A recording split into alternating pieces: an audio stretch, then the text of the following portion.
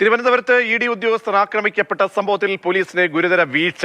ED. ഉദ്യോഗസ്ഥർക്ക് സുരക്ഷ ഒരുക്കുന്നതിലും അക്രമത്തിൽ കേസെടുക്കുന്നതിലും അലംഭാവം കാട്ടിയെന്ന് ഇന്റലിജൻസ് റിപ്പോർട്ടുകൾ. ഇന്നലെ നടന്ന സംഭവത്തിൽ ആഭ്യന്തരമന്ത്രി സംസ്ഥാന പോലീസ് മേധാവിയെയും ഇന്റലിജൻസ് മേധാവിയെയും വിളിച്ചു വരുത്തി വിശദീകരണം തേടി. പോലീസ് വീഴ്ചയടക്കം അന്വേഷിക്കുമെന്ന് പോലീസ് മേധാവി രമത ചന്ദ്രശേഖർ പറഞ്ഞു. അതേസമയം ഇ.ഡി. ഉദ്യോഗസ്ഥരുടെ വാഹനം ആക്രമിച്ച കേസിൽ 3 പേർ കൂടി അറസ്റ്റിലായി. കിരൺ, അനിൽ, ആരോമൽ എന്നിവരാണ് പിടിയിലായത്. ഇ.ഡിക്കെതിരെ ആക്രമണം ആസൂത്രിതമാണെന്നാണ് കേന്ദ്ര രഹസ്യാന്വേഷണ വിഭാഗത്തിന്റെ കണ്ടെത്തൽ. സംസ്ഥാന വ്യാപകമായി പ്രതികൾക്കായുള്ള തിരച്ചിലാണ് പോലീസ്. അതിന്റെ മുൻ കൗൺസിലർ I.P. ബിനു ഇ.ഡി. വാഹനത്തിന് നേരെ ചീമുട്ട എറിയുന്ന ദൃശ്യങ്ങളും പുറത്തേക്ക് വന്നു.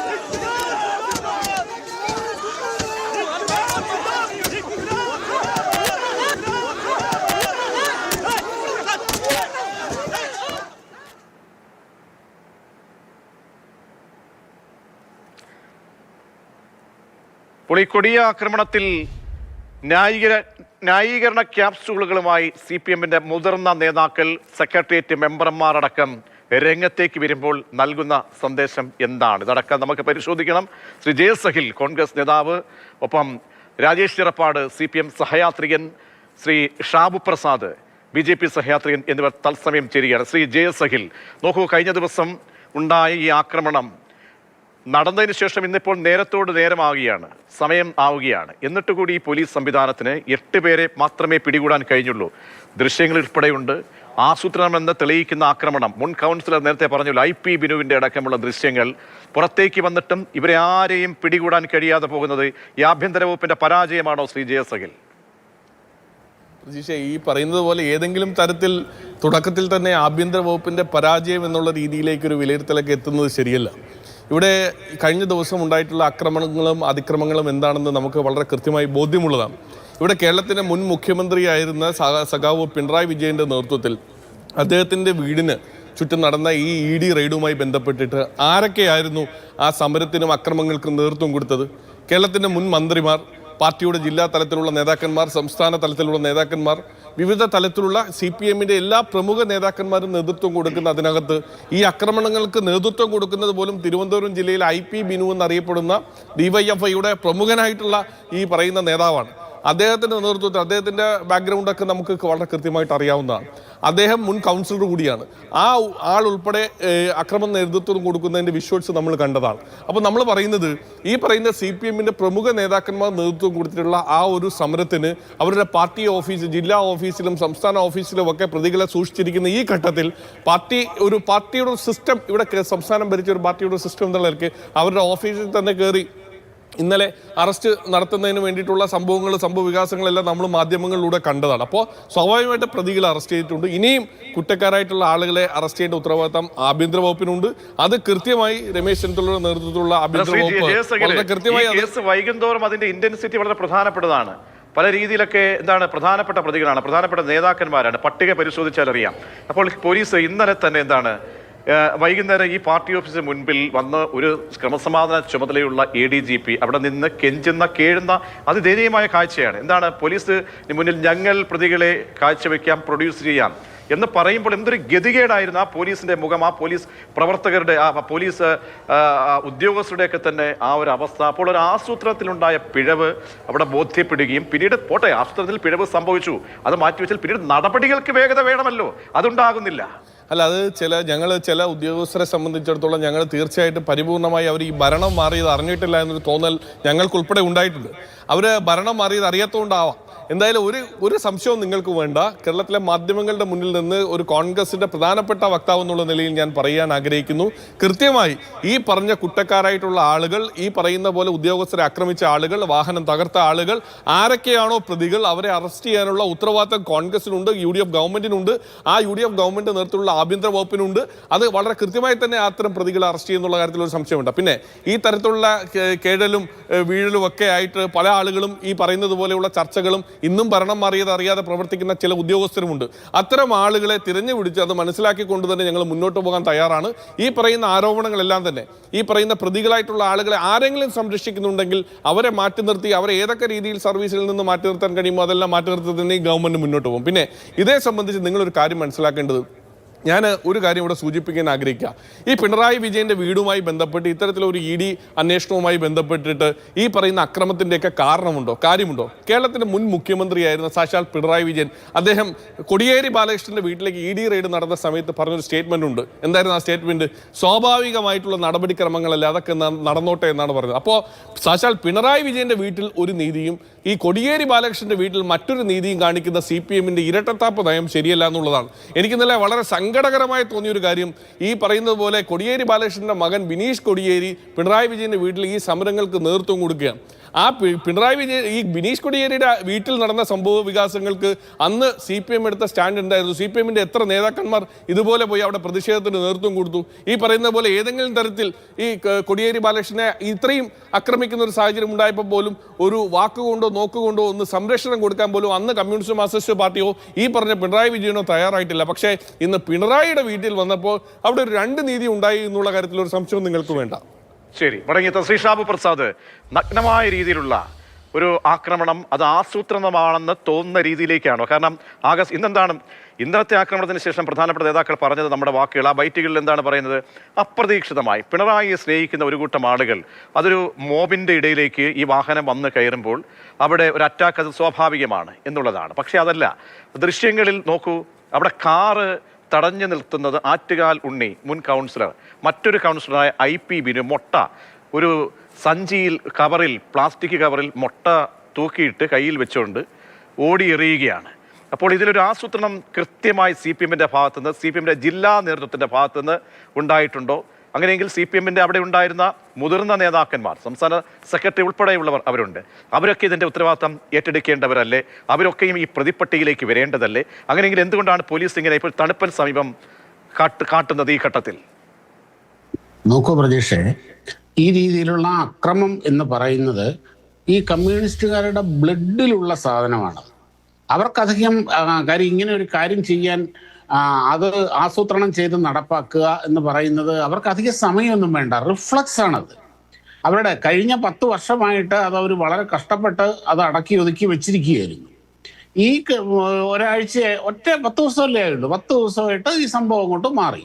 അവരുടെ ഉള്ളിലുള്ള അവരുടെ ആ ജീനിലുള്ള സാധനമാണ്, ആ DNA സാധനം ഓട്ടോമാറ്റിക്കലി പുറത്തു വരികയാണ് ചെയ്തത്. ഇവിടെ ഇവർ ശ്രമിച്ചത്, ഇപ്പം ഞാൻ സംശയിക്കുന്നു, ഇവരെ CPM 100% അവർ ശ്രമിച്ചത് കൂത്തുപറമ്പ് മോഡലുള്ള ഒരു ഇഷ്യൂ ആയിരുന്നു. അതായത് കേന്ദ്രസേന അവിടെ AK-47 പിടിച്ച് നിൽക്കുന്നുണ്ട്, അവർ കുറച്ചു പേരേ ഉണ്ടായിരുന്നുള്ളൂ. അവർ വെടിവെക്കും, കാര്യം ഇത്രയും വലിയൊരു ആക്രമണം നടത്തി കഴിഞ്ഞു കഴിഞ്ഞാൽ അവർ വെടിവെക്കും എന്ന ഒരു പ്രതീക്ഷയിൽ തന്നെയായിരുന്നു അവർ ഈ ആക്രമണം നടത്തിയത്. വെടിവെച്ച് കഴിഞ്ഞ് കഴിഞ്ഞാൽ ഒരു 3-4 തീരും. പിന്നെ കേരളത്തിലെ അവസ്ഥ എന്തായിരിക്കും? അങ്ങനെ ഇപ്പം ഞാൻ സംശയിക്കുന്നു സർക്കാരിന് വേണ്ടിയിരുന്നതും അങ്ങനെ ഒരു സിറ്റുവേഷൻ തന്നെയായിരുന്നു.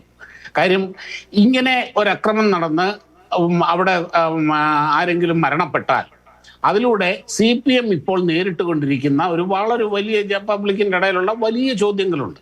ഈ തെരഞ്ഞെടുപ്പിൽ പിണറായി വിജയന്റെ നേതൃത്വത്തെ ചോദ്യം ചെയ്ത് ജനങ്ങളുടെ ഇടയ്ക്കും പാർട്ടിക്കുള്ളിലുമുള്ള വലിയ വലിയ ഇഷ്യൂസിൽ നിന്ന് അവർക്ക് രക്ഷപ്പെടാൻ കഴിയും. പിന്നെ ഇനിയുള്ള ദിവസങ്ങൾ മുഴുവനും അത് ചൊല്ലിപ്പൊല്ലുക. കാര്യം ഇങ്ങനെ ഈ സ്വന്തം പാർട്ടിക്കാരെ ബലി കൊടുത്തുകൊണ്ട് ഇങ്ങനെ ഇതുപോലെയുള്ള മുതലെടുപ്പുകൾ നടത്തുന്നതിൻ്റെ അകത്ത് CPM വളരെ പ്രസിദ്ധമാണ്. പിന്നെ അവരുടെ പേരിൽ രക്തസാക്ഷി ഫണ്ട് പിരിവ് നടത്തുക, കോടിക്കണക്കിന് രൂപയുടെ പിരിവ് നടത്തുക, അതിൽ നിന്ന് കൊള്ളയടിക്കുക.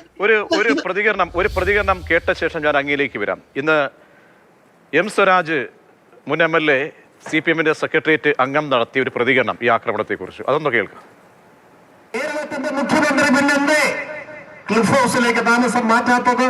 അങ്ങനെ മാറ്റിയാൽ കന്റോൺമെന്റ് ഹൗസ് ഒഴിയേണ്ടി വരും. അങ്ങനെ ഒഴിഞ്ഞാൽ പ്രതിപക്ഷ നേതാവ് സ്വാഭാവികമായും കന്റോൺമെന്റ് ഹൗസ് അനുവദിക്കും. കന്റോൺമെന്റ് ഹൗസ് ഒഴിഞ്ഞു കൊടുക്കാതെ കുറച്ചു നാൾ കൂടി വാടകയ്ക്ക് തന്നെ താമസിക്കുന്ന അന്തരീക്ഷം സൃഷ്ടിച്ച് ഈ അന്വേഷണ ഏജൻസികൾ ഒരു പ്രതീതി സൃഷ്ടിക്കുന്നതിനുള്ള നാടകം കളിക്കാനുള്ള അവസരം ഉണ്ടാക്കി കൊടുത്തതാണ് എന്ന വിമർശനം, എന്ന ആരോപണം സമൂഹത്തിൽ ഉയർന്നു വരികയാണ്. ED ആരും ആക്രമിച്ചിട്ടില്ല, അക്രമം ഇങ്ങനെയൊന്നുമല്ല എന്ന് നിങ്ങൾ മനസ്സിലാക്കിക്കോളണം. ഇതൊരു അക്രമമേ അല്ല. ശ്രീ ഷാവു പ്രസാദ്, ഈ ലോകത്ത് അല്ലെങ്കിൽ ഇന്നലത്തെ സംഭവം കണ്ട ആളുകൾ, സകലമാന ആളുകളും ഈ സംഭവത്തെ അപലപിക്കുമ്പോൾ ഇതുപോലെയുള്ള മുതിർന്ന നേതാക്കൾക്ക് മാത്രം നേരം വിളിക്കാത്തത് എന്തുകൊണ്ടായിരിക്കാം? ഇങ്ങനെ ഒരു പ്രതികരണം നടത്തുന്നത് എന്ത് സന്ദേശമാണ് അണികൾക്ക് നൽകുന്നത്? ഇല്ല, സ്ഥിരമായി ഇരുട്ടിൽ മാത്രം കഴിയുന്നവർക്ക് ഒരിക്കലും നേരം വെളുക്കില്ല പ്രതീക്ഷ.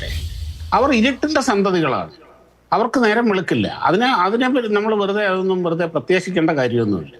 അതങ്ങനെയാണ് അവര് ഇവര് കൃത്യമായിട്ട് ആഗ്രഹിച്ചതും പ്രതീക്ഷിച്ചതും കൂത്തുപറമ്പ് മോഡലിലുള്ള ഒരു വെടിവെപ്പും കുറച്ച് രക്തസാക്ഷികളെ സൃഷ്ടിക്കലുമായിരുന്നു.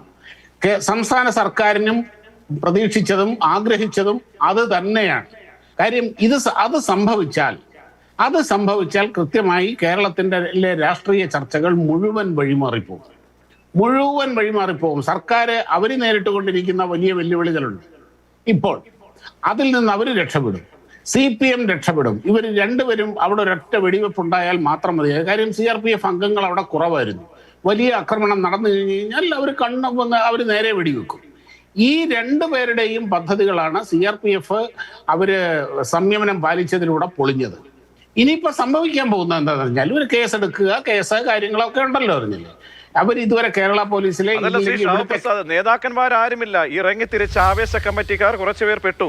അപ്പോൾ ആ കേസിന്റെ ഒക്കെ ഇനി വരാൻ പോകുന്ന കേസിന്റെ ഗ്രാവിറ്റി ഒക്കെ ചില്ലറ കേസൊന്നും അല്ല വരാൻ പോകുന്നത്. ഞങ്ങളെത്ര കേസ് കണ്ടിട്ടുള്ളതാണ് കാര്യം. ഇതേപോലെ ഇതിനു മുമ്പ് ഇനി മറ്റൊന്നും ഇവിടെ ശ്രദ്ധിക്കണം പ്രതീക്ഷ. ഇതിനു മുമ്പ് ഈ ED സംഘത്തിന് നേരെ ആക്രമണം നടന്നത് ബംഗാളിലായിരുന്നു. അവരൊക്കെ ഇപ്പൊ എവിടെ കിടക്കുന്നു എന്നുള്ളത് അറിയാവോ? ഇതുവരെ പുറം ലോകം കണ്ടിട്ടില്ല അവന്മാരും. അതുപോലെ അതിനുശേഷം EDക്കെതിരെ ഈ ED സംഘത്തിനെതിരെ ബംഗാളിൽ ആക്രമണം നടന്നു. അടുത്ത തെരഞ്ഞെടുപ്പിൽ അവിടെ BJP അധികാരത്തിൽ വന്നു. ഇവിടെ ഈ സംഭവം നടക്കാൻ പോകുന്നത് ഈ കേസിന്റെ രൂപവും ഭാവവും എന്താണെന്ന് CPMന് വലിയ പരിചയമൊന്നുമില്ല. കാര്യം ഇവര് ഈ മോദി സർക്കാരുമായിട്ട് നേർക്കുനേരെ ഫിസിക്കലി ഏറ്റുമുട്ടിയിട്ടില്ല ഇന്നുവരെ. കഴിഞ്ഞ 10 വർഷമായിട്ട് അവരാണ് ഭരിക്കുന്നത്.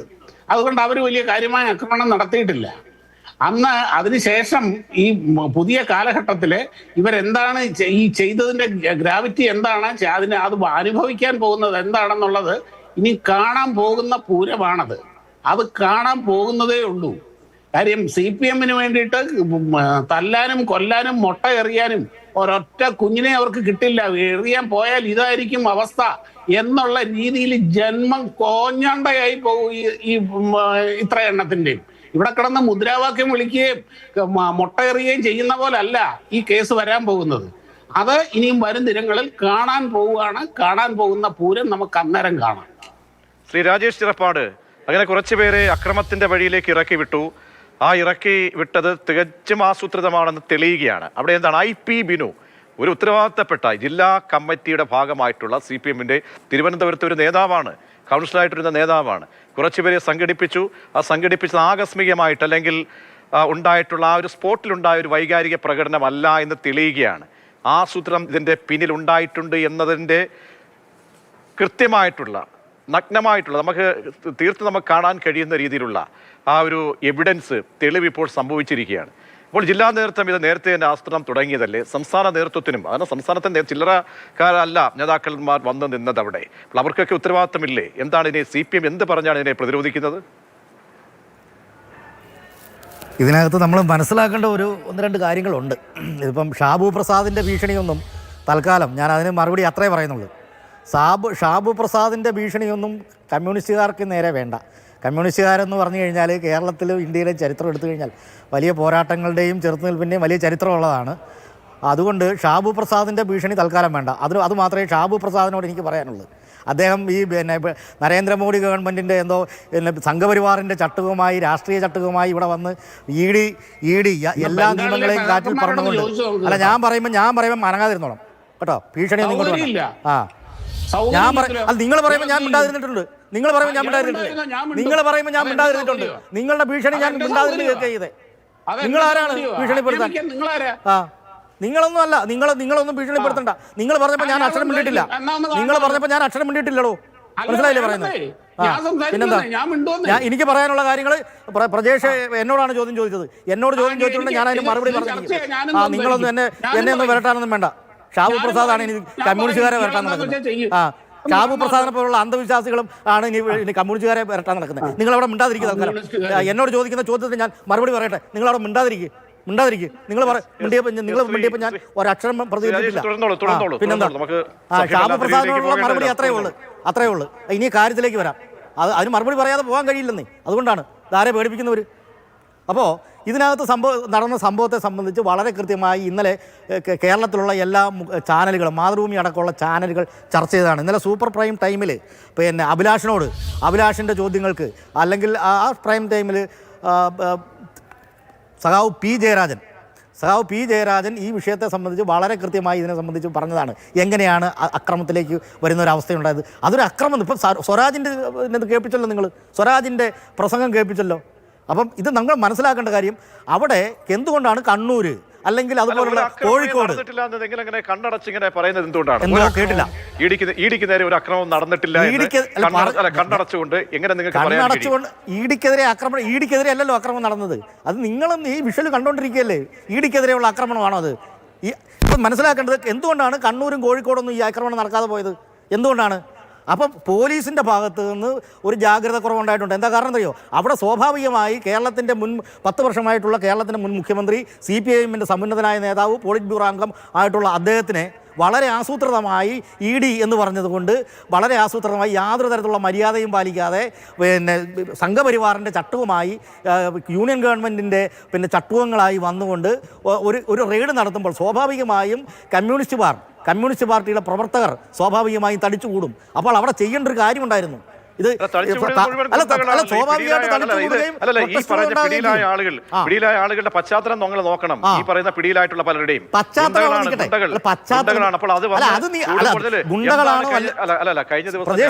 ഗുണ്ടകളാണോ അല്ലയോ എന്നൊക്കെ നിങ്ങളല്ല വിധി എഴുതുന്നത്. സമരം നടത്തുമെന്ന് പറഞ്ഞു. എന്നിട്ട് എന്താണ് സംഭവിച്ചത്? കുറച്ച് അക്രമിക്കൂട്ടങ്ങൾ ഒരു പാർട്ടിയുടെ ഒരു പ്രതിഷേധത്തിലേക്ക് വന്നു കഴിഞ്ഞാൽ അവരെ നിയന്ത്രിക്കാൻ അതിന്റെ ഉത്തരവാദിത്തം മുന്നിട്ടിറങ്ങുന്ന ആഹ്വാനം ചെയ്യുന്നവർക്ക് ഇല്ലെങ്കിൽ അവരുടെ കഴിവുകേടല്ലേ? നിങ്ങൾ ചോദ്യത്തിനുള്ള മറുപടി പറഞ്ഞ് അവസാനിപ്പിച്ചിട്ടില്ല. നിങ്ങൾ അതിൻ്റെ ഇടയ്ക്ക് വീണ്ടും ചോദ്യങ്ങൾ ചോദിക്കരുത്. അപ്പോൾ ഇത്രയുള്ള കാര്യം. അപ്പോൾ ഗുണ്ടകളാണോ അല്ലയോ എന്നുള്ളതൊക്കെ ഉള്ളത് ഏതെങ്കിലും തരത്തിലുള്ള നിങ്ങളെപ്പോലുള്ള മാധ്യമ പ്രവർത്തകരോ അല്ലെങ്കിൽ ഇപ്പം മറ്റ് രാഷ്ട്രീയ പാർട്ടിയിൽ വിശ്വസിക്കുന്ന ആളുകളോ ഒന്നും അല്ല തീരുമാനിക്കുന്നത് ഗുണ്ടകളാണോ ആരാണെന്നുള്ളത്. ആരാണ് ഇത്തരത്തിലുള്ള പേരുകൾ വിളിക്കുന്നത്? അപ്പോൾ സ്വാഭാവികമായി ആളുകൾക്ക് വലിയ തരത്തിലുള്ള പ്രൊട്ടസ്റ്റ് ഉണ്ടാകുന്നു, പ്രക്ഷോഭം ഉണ്ടാകുന്നു, പ്രതിഷേധങ്ങളുണ്ടാകുന്നു. അപ്പോൾ സ്വാഭാവികമായിട്ടും അവിടെ നിന്ന് ജനങ്ങൾ മുദ്രാവാക്യം വിളിച്ച് പോയതിന് ശേഷം ഈ പറയുന്ന ആ വാഹന വ്യൂഹത്തെ കടത്തിവിടാനുള്ള ഒരു സാമാന്യ ബോധം പോലീസുകാർ കാണിക്കേണ്ടതായിരുന്നു, അല്ലേ? അത് കാണിച്ചിട്ടില്ല.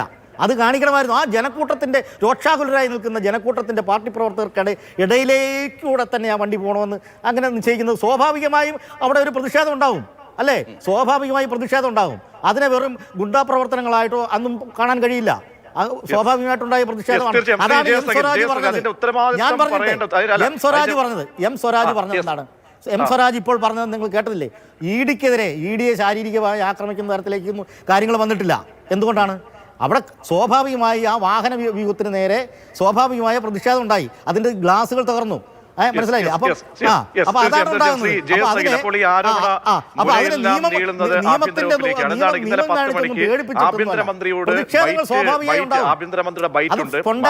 ചോദിക്കുന്നുണ്ട്.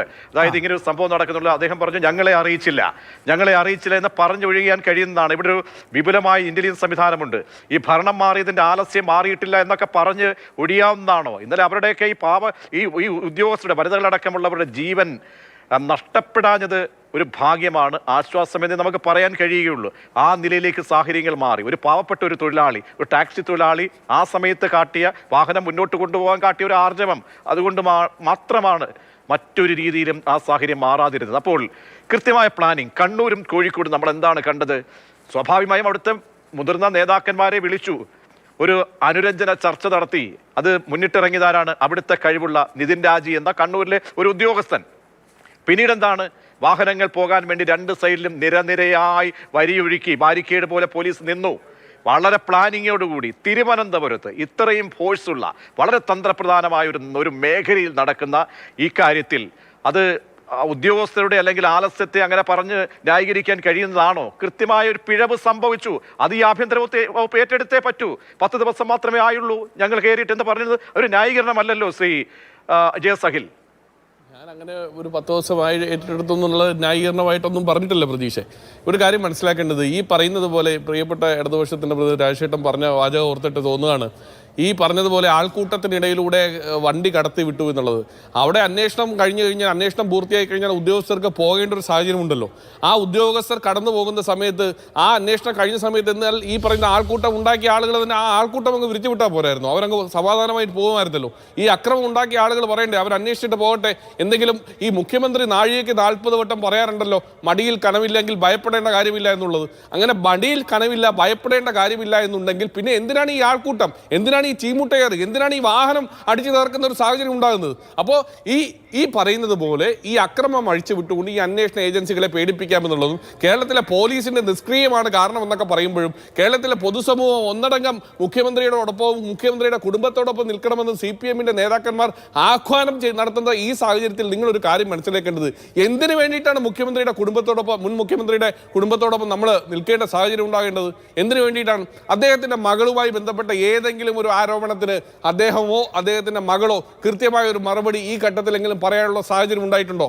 ഈ അന്വേഷണ ഏജൻസികളൊക്കെ വന്നല്ലോ. മുഖ്യമന്ത്രി എത്രയോ തവണ മാധ്യമങ്ങളെ കണ്ടു, കമ്മ്യൂണിസ്റ്റ് മാർക്സിസ്റ്റ് പാർട്ടിയുടെ എത്രയോ നേതാക്കന്മാർ മാധ്യമങ്ങളെ കണ്ടു. ഏതെങ്കിലും ഒരു ഘട്ടത്തിൽ ഈ പറയുന്ന പോലെ 1,72,00,000 രൂപ ഈ വീണ വിജയന്റെ അക്കൗണ്ടിലേക്ക്, കമ്പനിയിലേക്ക് വന്നു എന്നുള്ളതിന് അതിനൊരു മറുപടി, എന്തിനു വന്നു എന്നുള്ളതിന് ഒരു കൃത്യമായ മറുപടി പറയാൻ ഈ പറഞ്ഞ വീണയ്ക്കോ മുഖ്യമന്ത്രിക്കോ കഴിഞ്ഞിട്ടുണ്ടോ? കമ്മ്യൂണിസ്റ്റ് മാർക്സിസ്റ്റ് പാർട്ടിയുടെ ഏതെങ്കിലും ഒരു നേതാവിന് കഴിഞ്ഞിട്ടുണ്ടോ? ഈ പറയുന്ന പോലെ സേവനം ചെയ്തു എന്ന് പറയുന്നു. എന്താണ് ആ സേവനമെന്ന് എത്രയോ മാധ്യമ പ്രവർത്തകർ, നിങ്ങൾ ഉൾപ്പെടെയുള്ള മാധ്യമ പ്രവർത്തകർ ആഴമിട്ട് അക്കമിട്ട് എത്രയോ തവണ ചോദിച്ചു. ഏതെങ്കിലും ഒരു ഘട്ടത്തിൽ മറുപടി പറയാൻ ഇതേ CPM നേതൃത്വമോ മുഖ്യമന്ത്രിയോ മുഖ്യമന്ത്രിയുടെ മകളോ തയ്യാറായിട്ടുണ്ടോ? നേതാവ് എന്തുകൊണ്ടാണ് ഇങ്ങനെ 8ാമത്തെ തവണ ഒന്നും മിണ്ടാതെ പോകുന്ന, മാധ്യമങ്ങളിൽ നിന്ന് ഒഴിഞ്ഞു പോകുന്ന എന്താണ്? മറ്റെന്തെങ്കിലും ഭയപ്പാടോ അല്ലെങ്കിൽ ആശങ്കയുണ്ടോ? ഈ അന്വേഷണവുമായി ബന്ധപ്പെട്ട അന്വേഷണം പുതിയൊരു ഒരു രീതി വഴിത്തിരിവിലേക്ക് പോകുന്ന ഒരു ഘട്ടത്തിൽ കേരളത്തിലെ ഏറ്റവും പ്രധാനപ്പെട്ട മാധ്യമങ്ങളിൽ ഒന്നാണ് മാതൃഭൂമി. മാതൃഭൂമിയിലെ ഒരു പ്രധാനപ്പെട്ട റിപ്പോർട്ടറാണ് പ്രതീഷ് ഉൾപ്പെടെയുള്ള എത്രയോ മാധ്യമ പ്രവർത്തകർ കേരളത്തിന്റെ മുൻ മുഖ്യമന്ത്രി പിണറായി വിജയന്റെ മുന്നിൽ പോയിട്ട് ചോദ്യങ്ങൾ ചോദിച്ചിട്ട് ഒരു മറുപടി പോലും കിട്ടാതെ കടക്ക് പുറത്ത് എന്ന വാചകം കേട്ടിട്ട് കടന്നു മാറി വന്നിട്ടില്ല. ഞാൻ പറഞ്ഞോട്ടെ, വേണ്ടിയാണല്ലോ ഈ സർക്കാരിനെ തിരഞ്ഞെടുത്തത്, ഇങ്ങനെ ഒരാളെ തിരഞ്ഞെടുക്കുന്നത്. അതിൽ നിന്ന് അത് പറഞ്ഞ് ന്യായീകരിക്കേണ്ട. അല്ലല്ല അത് പ്രതീക്ഷ, ഞാനൊരു കാര്യം പറയട്ടെ. കേരളത്തിലെ മുഖ്യമന്ത്രിക്ക് ഈ പറയുന്നത് പോലെ ഏതെങ്കിലും കാര്യത്തിൽ അഭിപ്രായം പറയേണ്ടതുണ്ടെങ്കിൽ അദ്ദേഹം അത് കൃത്യമായി പറഞ്ഞിരിക്കും. ഈ പറയുന്നത് പോലെ നിങ്ങൾ മൈക്ക് വയ്ക്കുന്ന സമയത്ത് തന്നെ പറയണം. അദ്ദേഹത്തിന് കൃത്യമായി ഈ പറയുന്ന അന്വേഷണ ഉദ്യോഗസ്ഥർ കൊടുക്കുന്ന റിപ്പോർട്ട് ഉൾപ്പെടെയുള്ള കാര്യങ്ങൾ, നമ്മുടെ സംസ്ഥാന പോലീസിന്റെ റിപ്പോർട്ട് ഉൾപ്പെടെയുള്ള കാര്യങ്ങളെല്ലാം പരിശോധിച്ചതിന് ശേഷം കേരളത്തിലെ മാധ്യമ പ്രവർത്തകരെ വിളിച്ചു കൂട്ടി നിങ്ങൾ ചോദിക്കുന്ന മുഴുവൻ ചോദ്യങ്ങൾക്കും മറുപടി പറയാൻ കപ്പാസിറ്റി ഉള്ള ആളാണ് കേരളത്തിലെ മുഖ്യമന്ത്രി. നിങ്ങൾ ഇത്തരത്തിൽ നിങ്ങൾ മൈക്ക് വയ്ക്കുന്ന സമയത്ത് തന്നെ അതിന് മറുപടി പറയണം. അദ്ദേഹത്തിന് നിങ്ങൾക്ക് ചോദ്യത്തിന് മറുപടി പറയുന്നതിനോടൊപ്പം തന്നെ അദ്ദേഹത്തിന് എപ്പം മറുപടി പറയണം എന്നുള്ള അദ്ദേഹത്തിന് തീരുമാനമെടുക്കാൻ അദ്ദേഹത്തിനും അവകാശമുണ്ട്. അതുകൊണ്ട് അദ്ദേഹത്തിന്റെ മറുപടിക്കായി നമുക്ക് കാത്തിരിക്കും. കേരളത്തിന്റെ മുഖ്യമന്ത്രി എന്നുള്ള നിലയ്ക്ക് അദ്ദേഹം മൈക്ക് കണ്ടാൽ, ക്യാമറ കണ്ടാൽ ഓടിപ്പോകുന്ന ആളല്ല, കടക്ക് പുറത്ത് പറയുന്ന ആളല്ല. അദ്ദേഹം കൃത്യമായി നിങ്ങളോട് മറുപടി പറയും. ഈ പറയുന്നത് പോലെ ഇന്ന് ഏതെങ്കിലും ഈ പറയുന്ന ആരോപണങ്ങൾക്ക് ഏതെങ്കിലും ഒരു ഘട്ടത്തിലെങ്കിലും മറുപടി പറയാൻ മുഖ്യമന്ത്രിയുടെ മകളോ മുഖ്യമന്ത്രിയുടെ കുടുംബമോ മുഖ്യമന്ത്രിയുടെ മരുമകനോ മുൻ മുഖ്യമന്ത്രിയായിരുന്ന ആളോ ആ മുഖ്യമന്ത്രിയോ അല്ലെങ്കിൽ കമ്മ്യൂണിസ്റ്റ് മാർക്സിസ്റ്റ് പാർട്ടിയുടെ ഏതെങ്കിലും നേതാവോ തയ്യാറാകാതെ ആ മറുപടിയാണ് കേരളത്തിലെ ജനങ്ങൾ ആഗ്രഹിക്കുന്നത്. കേരളത്തിലെ ജനങ്ങൾ എന്തിനു വേണ്ടി മുൻ മുഖ്യമന്ത്രിയുടെ കൂടെ നിൽക്കണം? അദ്ദേഹത്തിന്റെ കുടുംബത്തിന് നീതി വാങ്ങിക്കൊടുക്കാൻ കൂടെ നിൽക്കണം. എത്രയോ ആരോപണങ്ങളുണ്ട്. ഈ കരിമണൽ കർത്തയുടെ കയ്യിൽ നിന്ന് 50 ലക്ഷം രൂപ കടമെടുത്തു എന്ന് പോലും അവസാന ഘട്ടം പറഞ്ഞു. ആ കടമെടുത്തതിൽ 4 ലക്ഷം രൂപ തിരിച്ചു കൊടുത്തു എന്ന് പറഞ്ഞു. ഈ സാമ്പത്തികമായ ഇടപാട് എന്തിനാണ്? ചുരുക്കപ്പേരുകളിലേക്കൊക്കെ അന്വേഷണം വരട്ടെ എന്നാണോ? അല്ല ഞാൻ എനിക്ക് മറുപടി ഈ ഒരു 2ാം ഘട്ട അന്വേഷണത്തിലേക്ക് പോവുകയാണെങ്കിൽ നേരത്തെ കഴിഞ്ഞ ദിവസം K. മുരളീധരൻ പറഞ്ഞതുപോലെ സെക്രട്ടേറിയറ്റിലേക്ക് വേണമെങ്കിൽ അവർ കയറിയേക്കാം എന്നത്, അത് വീണ്ടും സംഭവിക്കുന്ന രീതിയിലേക്കാണ് ഇപ്പോൾ കാര്യങ്ങൾ പോകുന്നത്. അങ്ങനെ ഒരു ആശങ്ക കോൺഗ്രസിനുണ്ടോ, UDF-നുണ്ടോ? പ്രതീക്ഷേ, ഒരു കാര്യം മനസ്സിലാക്കേണ്ടത്, ഞാൻ ചോദിച്ച ചോദ്യങ്ങൾ വളരെ കൃത്യമാണ്. മുൻ മുഖ്യമന്ത്രിയുടെ മകൾ വീണ വിജയന്റെ അക്കൗണ്ടിലേക്ക് എല്ലാ മാസവും 5 ലക്ഷം രൂപ എന്തിനു കൊടുത്തുകൊണ്ടിരുന്നു? മുൻ മുഖ്യമന്ത്രിയുടെ മകൾ വീണ വിജയൻ കമ്മ്യൂണിസ്റ്റ് മാർക്സിസ്റ്റ് പാർട്ടിയുടെ ആരാണ് സംഭാവന സ്വീകരിക്കാൻ? ഈ പറയുന്ന പോലെ നിങ്ങൾ RC മറ്റേ ഓരോ ഷോർട്ട് ഫോമുകൾ പറയുന്നുണ്ടല്ലോ, ആ പേരുകൾ ഉണ്ടെങ്കിൽ കഴിഞ്ഞ 10 വർഷക്കാലം ഈ സംസ്ഥാനം ഭരിച്ചത് കേരളത്തിന്റെ മുൻ മുഖ്യമന്ത്രി പിണറായി വിജയന്റെ നേതൃത്വത്തിലുള്ള കമ്മ്യൂണിസ്റ്റ് മാർക്സിസ്റ്റ് പാർട്ടിയാണ്. ഇനി അഥവാ ഇഡിയുടെ ലീഡർഷിപ്പ് ഈ പറയുന്ന പോലെ കോൺഗ്രസ് നേതാക്കന്മാർക്കെതിരെ അന്വേഷണവുമായി മുന്നോട്ട് വന്നു കഴിഞ്ഞാൽ ഞങ്ങൾ ഇതുപോലെ ആളെ കൂട്ടി വാഹനം അടിച്ചു ചേർക്കുന്ന രീതിയിലേക്ക് പോകുമെന്ന് നിങ്ങൾ കരുതുന്നുണ്ടോ? ഏത് അന്വേഷണത്തെ നേരിടാൻ ഞങ്ങൾ തയ്യാറാണ്. ഞങ്ങളെ സംബന്ധിച്ചിടത്തോളം ഒരു കാര്യം വളരെ വ്യക്തമായി പറയാൻ ആഗ്രഹിക്കുന്നു. ഏതെങ്കിലും രീതിയിൽ ഒരു പാർട്ടി എന്നുള്ള നിലയിൽ, അത് കമ്മ്യൂണിസ്റ്റ് മാർക്സിസ്റ്റ് പാർട്ടിയോ കോൺഗ്രസോ BJPയോ ഏത് പാർട്ടി ആയിക്കൊള്ളട്ടെ, എല്ലാ പാർട്ടിക്കും സംഭാവന വാങ്ങാനുള്ള പ്രൊവിഷനുണ്ട്. അതിന് റെസിപ്റ്റ് കൊടുത്ത് അത് വാങ്ങി കളക്ട് ചെയ്യാനുള്ള ഒരു പ്രൊവിഷനുണ്ട്. ആ സംഭാവന അക്കൗണ്ട് കാണിക്കാനുള്ള പ്രൊവിഷനുണ്ട്. പാർട്ടി അക്കൗണ്ടുകൾ എല്ലാ ഘട്ടത്തിലും അത് വളരെ ക്ലിയർ ആയിട്ട് ഹാൻഡിൽ ചെയ്യുന്ന ഒരു സിസ്റ്റമാണ്. ആ സിസ്റ്റത്തിന്റെ അടിസ്ഥാനത്തിൽ സംഭാവന കൈപ്പറ്റിയിട്ടുണ്ടെങ്കിൽ അതിനെന്താ തെറ്റ്? അങ്ങനെ ഉണ്ട്. അതിനപ്പുറത്തേക്ക് ഏതെങ്കിലും രീതിയിൽ ഏതെങ്കിലും കോൺഗ്രസ് നേതാവ് ഈ പറയുന്ന പോലെ അഴിമതി കാണിച്ചിട്ടുണ്ട്, അല്ല ഞാൻ കംപ്ലീറ്റ് ചെയ്തോട്ടെ പ്ലീസ്, ഞാൻ കൺക്ലൂഡ് ചെയ്തോട്ടെ. ഞാൻ പറയുന്നത് അല്ലാതെ ഏതെങ്കിലും നേതാവ് സ്വന്തം കാര്യത്തിന് വേണ്ടി ഈ പറയുന്ന പോലെ കരിമണൽ കർത്തയിൽ നിന്ന് കാശ് വാങ്ങിയിട്ടുണ്ടെങ്കിൽ, അല്ലെങ്കിൽ ഏതെങ്കിലും രീതിയിൽ വേറൊരുതെങ്കിലും കൈമാറ്റത്തിന് വേണ്ടി നടത്തിയിട്ടുണ്ട്, ഏതെങ്കിലും അഴിമതിക്ക് വേണ്ടി നടത്തിയിട്ടുണ്ടെങ്കിൽ സധൈര്യം ഞാൻ പറയുന്നു, ഏത് കോൺഗ്രസ് നേതാവിനെതിരെ ED അന്വേഷണം ഏത് അന്വേഷണവും വന്നോട്ട് ഞങ്ങൾക്ക് ഒരു പ്രശ്നവുമില്ല. ഞങ്ങൾ അത്തരത്തിലൊന്നും ഈ പറയുന്ന പോലെ അഴിമതിക്കാരെ കൊള്ളക്കാരെ പ്രസാദ്, ബിനീഷ് കോടിയേരി തെറ്റ് ചെയ്താൽ ബിനീഷ് അനുഭവിക്കട്ടെ എന്ന് അന്ന് പാർട്ടി എടുത്ത നിലപാടുണ്ട്. അതിനനുസരിച്ച് പക്ഷേ ഇന്നിപ്പോൾ എന്താണ്? പിണറായി വിജയന്റെ ഫോട്ടോ വെച്ച് പിണറായിക്ക് നേരെ ഉണ്ടാകുന്ന EDയുടെ ആക്രമണം, കടന്നാക്രമണം, സംഘപരിവാറിന്റെ അജണ്ട എന്നിലേക്ക് എല്ലാ സൈബർ ഹാൻഡിലുകളും പോവുകയാണ്. പക്ഷേ ഇന്നലെ എന്താണ്? ED പിടിച്ചെടുത്തതോ അല്ലെ പരിശോധിക്കുകയോ ചെയ്തത് പിണറായി വിജയന്റെ അക്കൗണ്ടോ ഒന്നുമല്ല, വീണ ടിയുടെ അക്കൗണ്ടാണ്. അപ്പോൾ ഇതൊരു വല്ലാത്തൊരു നറേറ്റീവ് സൃഷ്ടിക്കുകയാണോ CPM? അതിന് ചേർത്ത് വെച്ചുള്ള അക്രമവും ആ രീതിയിലുള്ള ന്യായീകരണങ്ങളും കൂടി വരികയാണല്ലോ.